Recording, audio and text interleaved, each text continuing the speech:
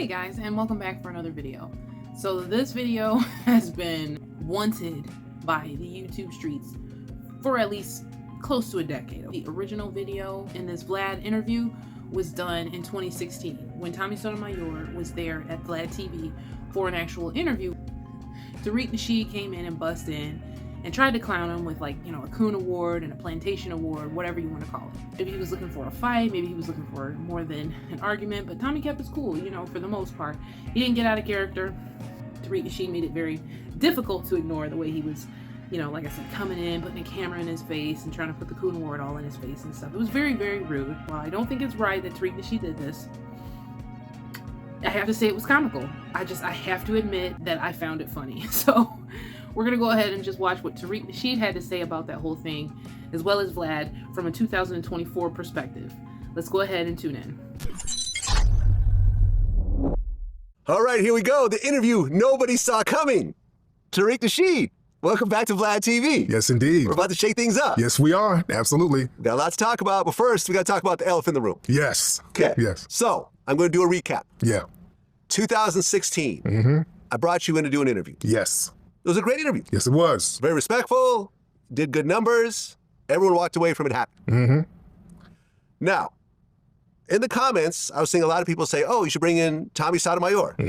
Now, I didn't really know anything about Tommy, but people were asking for it. We looked him up. He had some numbers. At the time, we weren't like really as in-depth in our research as we are now. So I said, okay, you know, he's doing numbers. I don't really know too much about him, but let's bring him back. So, I didn't know the two of you had any sort of beef. Okay. In all honesty, I had no idea. It wasn't in my notes. It was not brought up. In the interview, there was no mention of it. But then in the middle of the interview, you showed up. Yes. Now, Tommy was on social media that day, basically announcing that he's doing Vlad TV. Yes. And that's how you found out. That's how I found out.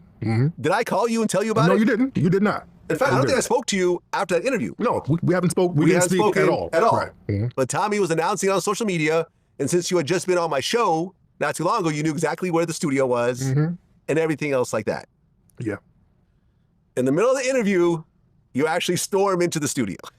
Did I storm in? Yes, you stormed in. I just kind of walked in. I didn't, there were a lot of rumors. And I just kind of walked on in. You walked in. You walked in, and you had something with you. What was that? I had a Coon Train Award. Right. Had a Plantation Celebration Award. Okay. I was completely in shock at the time. And back then, we didn't have very good security. You know, now we got a security guy sitting here. All the doors are locked. But back then, we were very lackadaisical about it.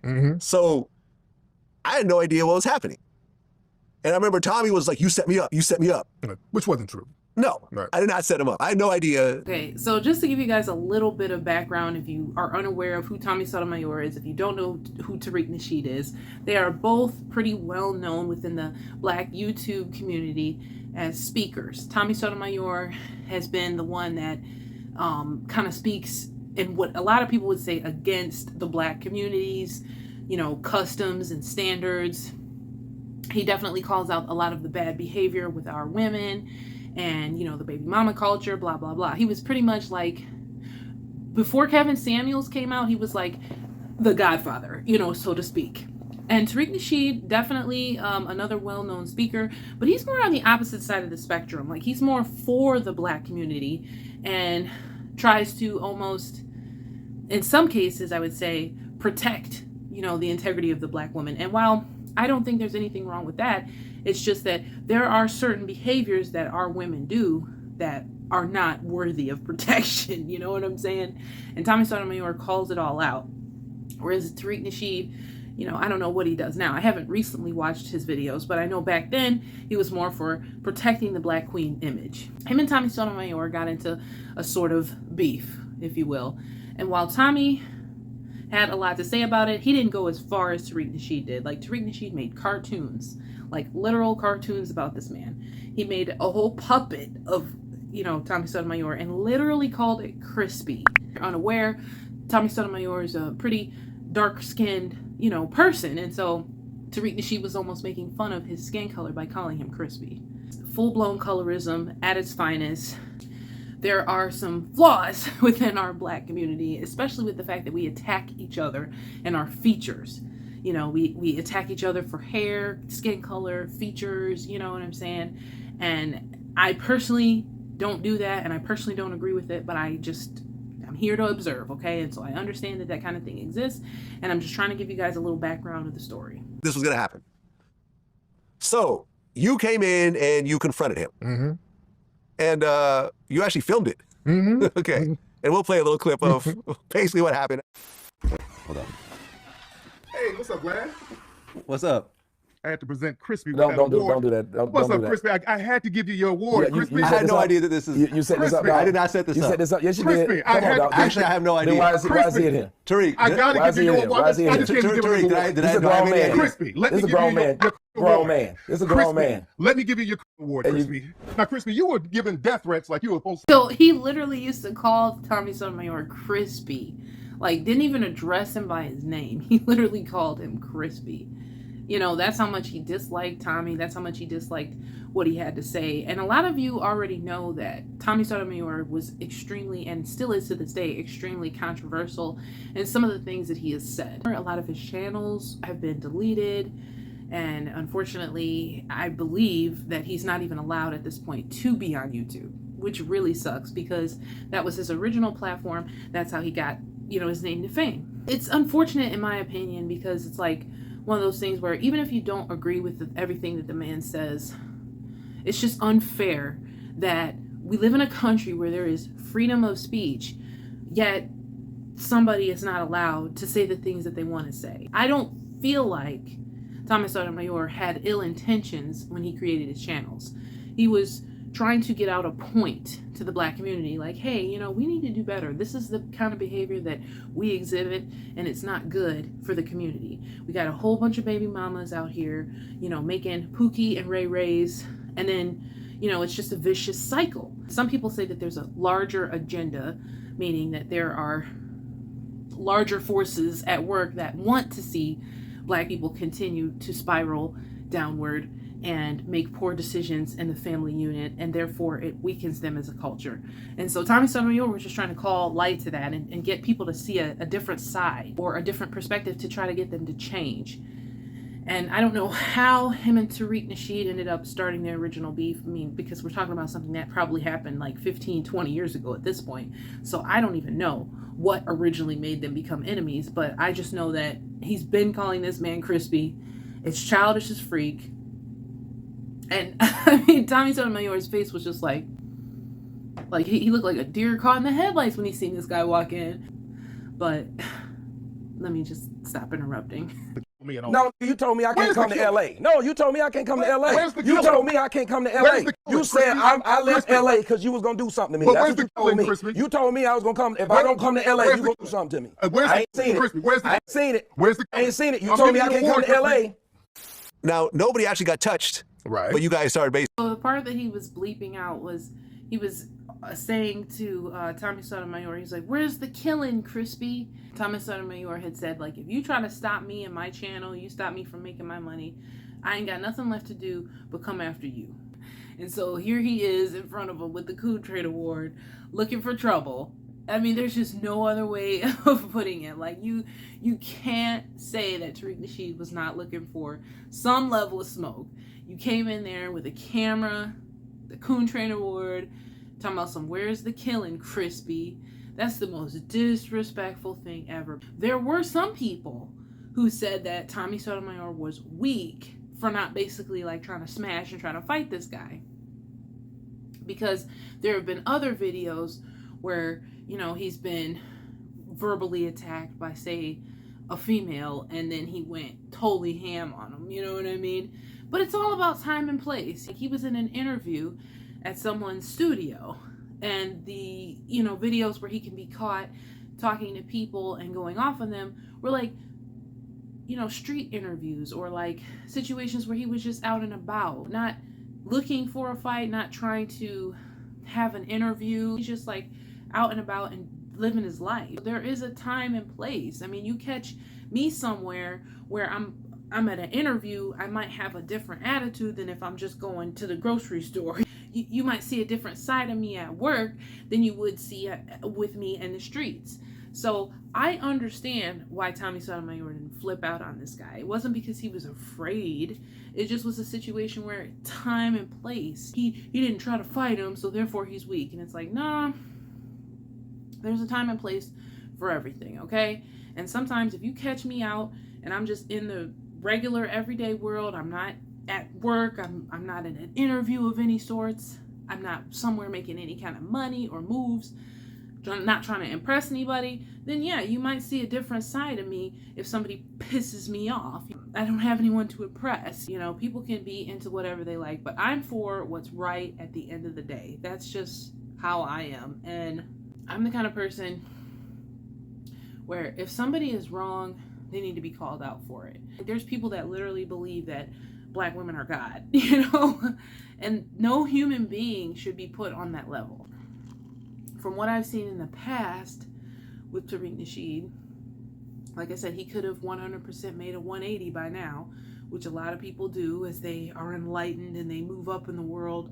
A lot of their views do tend to change. Like we've seen with young Pharaoh, like he started out with the whole woman is God thing. Now he's all like, Black women ain't shit, because he done had his fill of them over the last decade. So life will change your opinion. So I'm not going to hold anything against anybody. But one thing I will say is that Tommy Sotomayor has kind of had the same message from day one. And he's not wavered from it. He's not changed. Depending on who he's talking to, he's been a coon, I guess you can say. And he'll always be a coon, if you will. Because he's not for uplifting people that aren't doing the right thing with their time and energy. And if that makes a person a coon, then hey, I might be one too. Basically, well, you got in his face, and you guys started to argue. A little bit. Okay, now, some backstory. Why exactly did you show up? The problem that I had is because I did the interview. And what we've seen with a lot of interviews, we've seen with your broadcast, we've seen with other platforms, one person will be interviewed and then an op will be interviewed right after as a way to seemingly instigate a beef. So that's where I was at the time. I'm thinking, okay, you're bringing this guy up here after me to instigate a beef, and the guy at the time, and I don't have a problem with Tommy now. I'm not even tripping on Tommy now. But at the time, he was kind of making threats, and he was going to do this and do that. So to have him on right after me, after he made those threats, I'm thinking, okay, this is a personal shot at me. And he was going on social media saying he's on his way. So I said, okay, well, let me go on up here and see what's going on. So that's where my mind was at the time. But I'm telling you once again, I had no idea the two of you had any sort of beef. But I understand you being upset. Right. Right? I mean, after the fact. Right. So this whole thing happened. You ultimately left. You left a little award for him yes, I did. in the room. Yeah. Me and him kind of addressed what had happened in the interview after that, because I had no idea, and he kind of explained to me some of the, whatever it was about. And honestly, like, I really didn't like the interview I was doing with him anyways, because I didn't really realize, you know, when I booked him, really his background and what his platform is. And a lot of his platform is like anti-Black women, anti-Black people sometimes. And a lot of it was sort of arguing with him that what he was saying wasn't really true. And see, I think that's where a lot of people misunderstand Tommy Sotomayor. He's not anti-Black women. He's not anti-Black people. He's anti-bad behavior exhibited by such and such people. And if these people didn't fall into certain categories and misbehave the way that they do, then he wouldn't be able to call it out. It's definitely not all. And I'm pretty sure he said it's not all, not all, not all. And I'm always here saying it's definitely not all, not all, not all. But when you have a good majority of a community who uplift terrible habits and behavior, it should be called out in order to make a change for the better. Otherwise, the community is going to continue to suffer the consequences of what they've been doing. Black families can't succeed. Therefore, the children have problems succeeding and finishing school and staying out of trouble. And I mean, the list goes on. It's like, we as Black people have to call out our own behavior, because if another race does it, it's just going to come off as racist. So then you have somebody as Black as my shoe, and he's still not allowed to say the things that he can about Black people. It's just, people don't want to be called out for their behaviors. Now, people may say, oh, in my case, because I'm biracial, you can't say that because you're only half black and this and that, even though you may have grown up in a predominantly black community and grown up around predominantly black people, and only real white influence you had was your mother. You know what I'm saying? Every other family member who had an influence over you was black, but therefore you're not allowed to say anything because your skin's too light or your hair is too flimsy. It's like, what are you talking about? Just because a person looks a certain way doesn't mean that their experience is any different than yours. I have lived a majority, I can say that the situations that I have been in my life, a lot of black women have been in too. You know, and some have been fortunate not to have, but for the most part, I have lived a typical black woman's life. The situations that are out of your control are the situations that I've grown up in. But as far as my reaction to and the behaviors that I therefore exhibit, I try to be different, make better decisions than my black counterparts, because it's like, I don't want the same consequences. I don't want to be that bonnet wearing lady that's getting caught doing fraud or going to jail for multiple felonies because I couldn't keep my attitude together even though I was only caught doing petty theft. Like some of the videos that I've done. And I don't call it out as black women behavior. I call it out as just bad behavior, period. It's more to do with just character. Like Martin Luther King said, judge a person not by the skin color, but by the content of their character. If Tommy Sotomayor is not allowed to say the things that he says, then I know I don't stand a chance in hell. So a lot of it was like, oh, well, black women, they do this, this, and this. And it's like, well, poor people do that. Whether they're black or white or Mexican or Asian or Jewish, whatever. Right. This is poor people behavior. This is not specifically black. Right. You know, and that was a lot of our kind of back and forth. Okay, but the thing is, even if you have a situation where, yes, poor people exhibit these behaviors, there's still certain things that you have to admit you see a certain race do. We see white women, for instance, ball out and become Karens whenever they're put in the spot. Karen is indicative of a white female who does certain behaviors. Just like you might say a hood rat might be any color, but for the most part, when you think of a hood rat, you think of a black woman who exhibits ghetto behavior. We can't deny the truth, Vlad, and that's what you are trying to do, because I get why. In Vlad's case, not all, but the majority of his audience, the people he has on his show, the people who he is affiliated with, are black. The majority of the people he does interviews are probably black. It's definitely not all, but there's a good amount. So he doesn't want to be on the bad side of the black community, and I get that. But that doesn't mean that you need to discount or discredit things that Tommy Sotomayor says, especially when most people would agree that he's right. He just says it in a way where it doesn't tickle your eardrum. But he's right, for the most part. During the situation. Okay. So this happens, you eventually leave, you finish off the interview. I call you up and say, listen, can you take down this clip? Because for my thing is like, it makes Vlad TV look like an unsafe environment in a way where anyone can just storm in and confront their ops, and that's not how we get down. And you didn't want to take down the video. Right. So I'm pissed off still because I'm thinking, okay, you're kind of disrespecting me by having him on here knowing, and I'm thinking, you know that this guy was dissing me. That's where I'm coming from. Right, because we never actually even discussed that. Right, we never discussed it. Yeah, So I didn't find out about that until years later when you did an interview and you explained that, and I'm like, oh, that's what he was thinking? Like, yeah. That's just not true. But, okay, and my thing was like, you could have waited for him in the parking lot. You would have eventually had to leave. Like, yeah, because my thing is, man, because a lot of these platforms out here, they'll have people beefing and then it'll spill over in the streets and then people are just here safe chilling. Like, no, let's bring it all out in the open here. Let's not wait till it spill over in the streets. Let's get it down right now and let's see what's going on. But that's never been my style historically. So when I have brought in people that had problems with previous guests, the conversation usually goes, we fix this. Right. I know this has happened. Can y'all get together? I can get y'all on the phone together. Can y'all move out of the area where all this beef is happening to avoid this? Me and FEG Duck have had this conversation. Me and Fulio have had this conversation. Me and a lot of people have had these conversations. It's all on tape.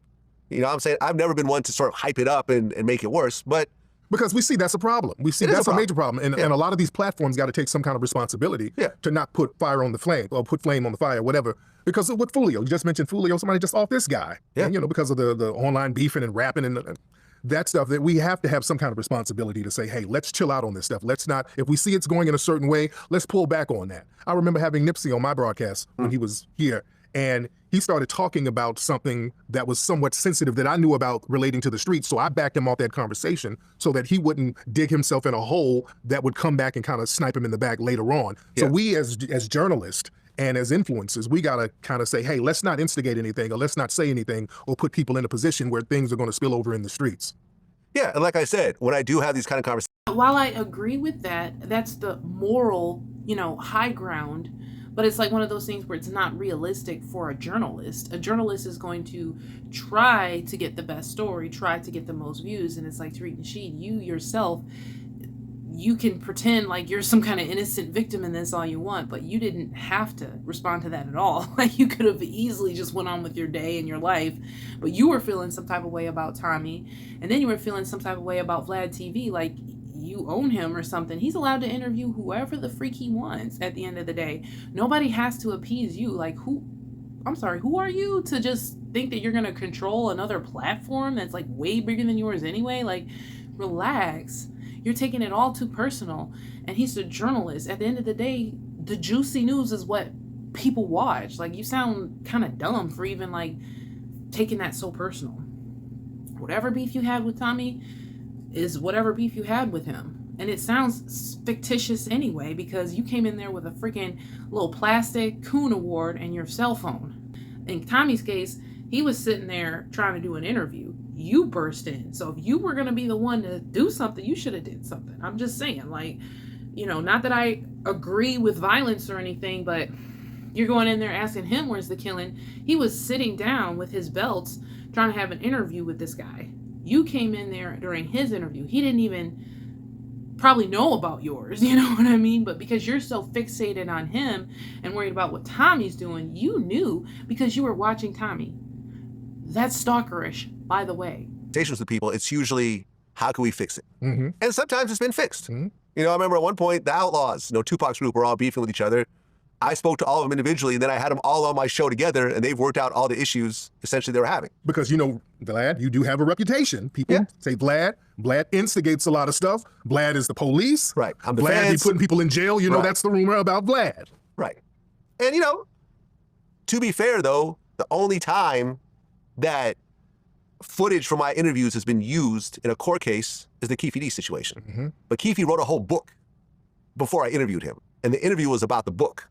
So if you want to write a book about all your crimes, I'm going to interview you about that book. I'm not going to feel bad about that part. But outside of that, all the rumors, ARAB is locked up because of Vlad. No, not true. Nothing to do with our interviews that was ever brought up in court. Casanova 2 times locked up because of Vlad. Once again, nothing to do. Nothing that we did on tape was ever brought up in his court case. It was a totally different situation. The way he's looking right now, he looks so smug. I'm sorry. Tariq Nasheed is like, you can tell he's very full of himself. I don't even think I want to watch anymore. Like, the way he's coming for Vlad, like, you do realize that you wouldn't even have known that Vlad TV was going to have Tommy Sotomayor on unless you were stalking Tommy. Clearly, you're obsessed with Tommy. Tommy's not tripping over you. And you're talking about, I'm not tripping over him anymore and stuff like that. Well, you were then. You damn sure were that then. You literally made an award for this man and everything.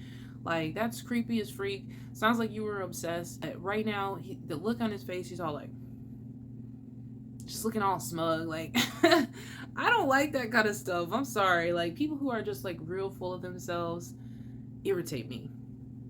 And Vlad TV comes off extremely humble, even though his channel is at almost 6 million subscribers. He's met and came across a number of very famous, rich and famous people.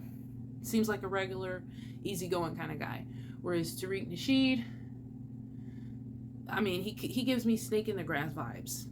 And like I said, I don't know him personally. I don't even really watch his channel. It's just sometimes you get that vibe from like looking at somebody. And I think that in Tommy Sotomayor's case, while I don't agree with everything the man says, I have to admit that a good majority of what he says is true, just like with Jesse Lee Peterson. I just think that the way sometimes people say things, because it doesn't tickle their eardrum, people don't like it. People want you to feed their ego. People get easily offended. People get offended by you just by you being you sometimes. Like, you don't even have to do anything. You can just be like sitting there, and because they're just intimidated by something about you, they'll act funny.